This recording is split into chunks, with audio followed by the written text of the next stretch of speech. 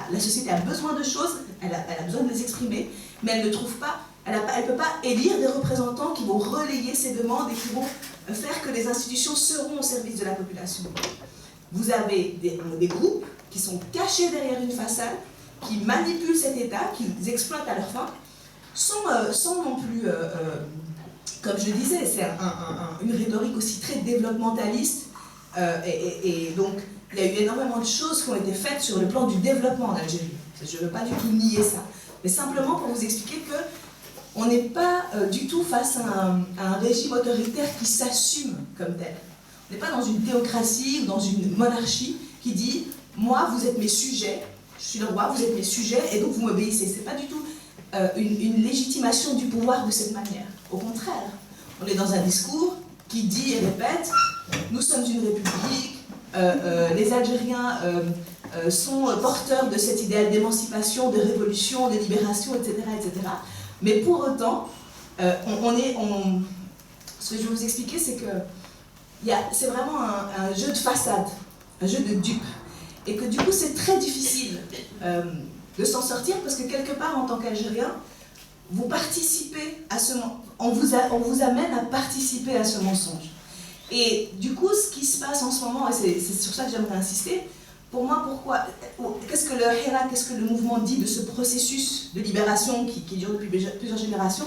C'est vraiment un moment où on refuse de participer à ce mensonge, où on se rend compte qu'on participe à son propre assujettissement, qu'on n'est pas simplement en train de subir quelque chose, mais quelque part on remet notre pouvoir en acceptant de faire comme si cette façade, elle existait.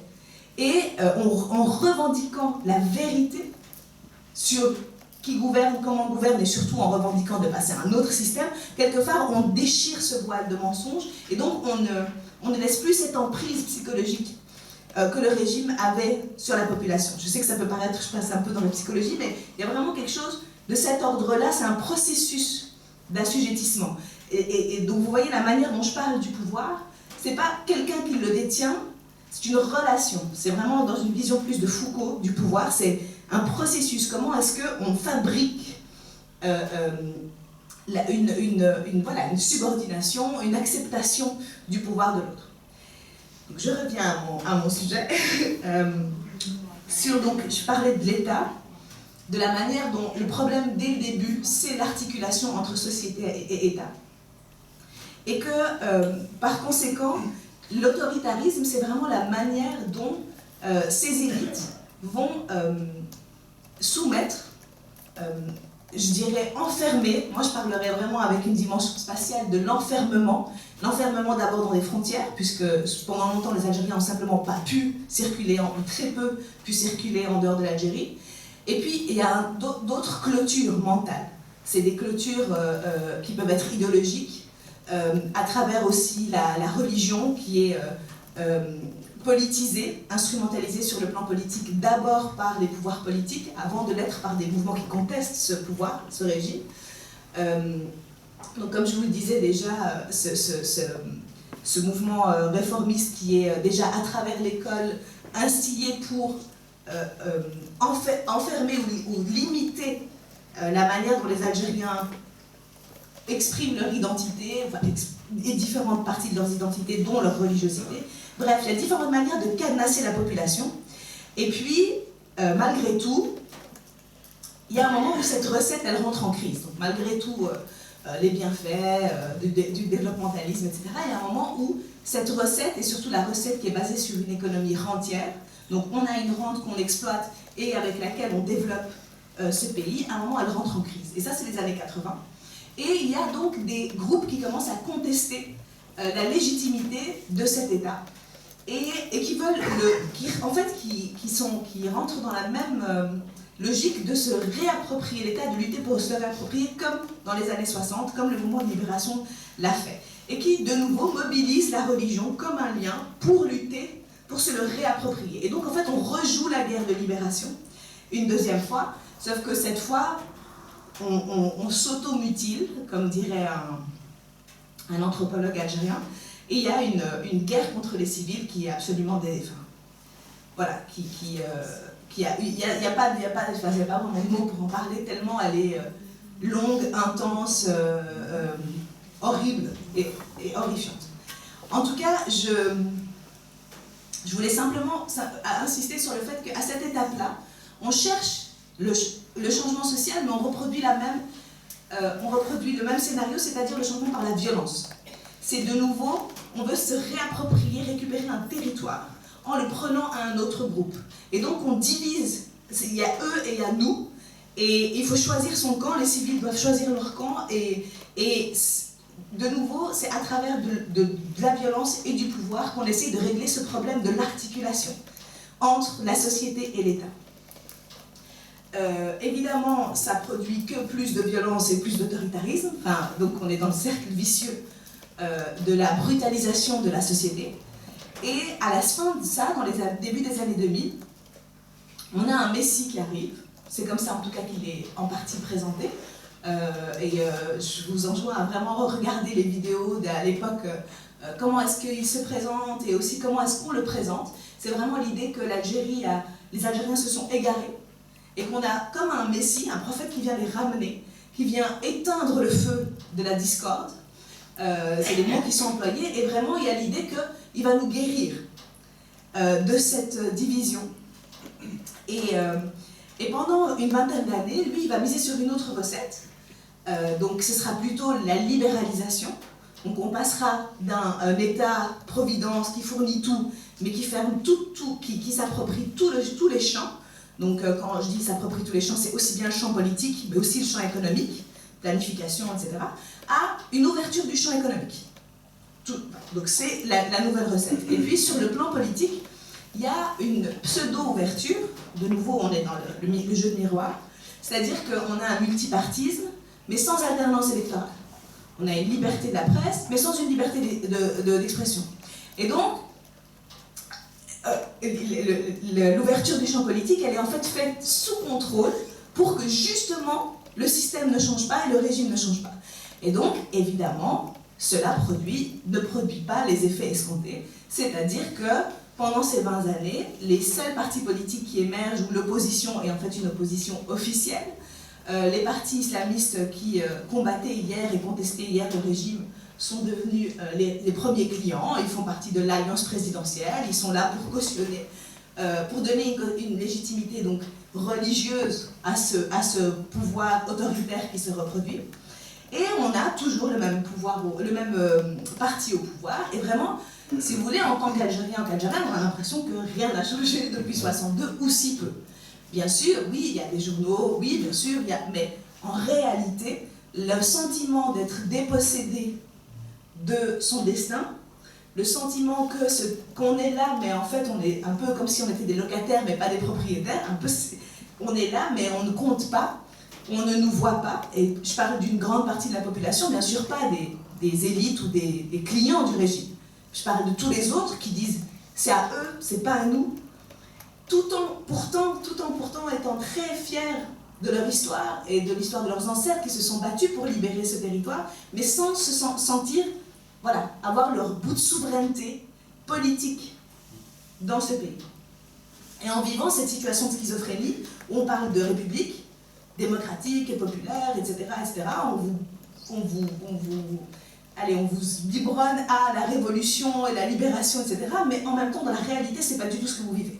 Et au contraire, pendant ces 20 années, ce qu'on a vécu, c'est une aggravation de la perte de légitimité des institutions. Parce que ce système rentier, avec l'ouverture du champ économique, il s'est encore plus aggravé. C'est-à-dire qu'il y a des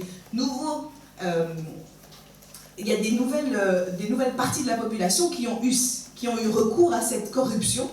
Et il y a eu la production d'un nouveau groupe de milliardaires, millionnaires, industriels, algériens, etc. Enfin, plein de nouveaux acteurs dans le champ économique. Mais comme le système politique n'avait pas changé, le mode de fonctionnement n'avait pas changé, ben ça n'a pas du tout produit les effets escomptés. Et donc, le problème en Algérie a toujours été profondément politique et toujours touché à ce problème d'articulation entre la société et l'État.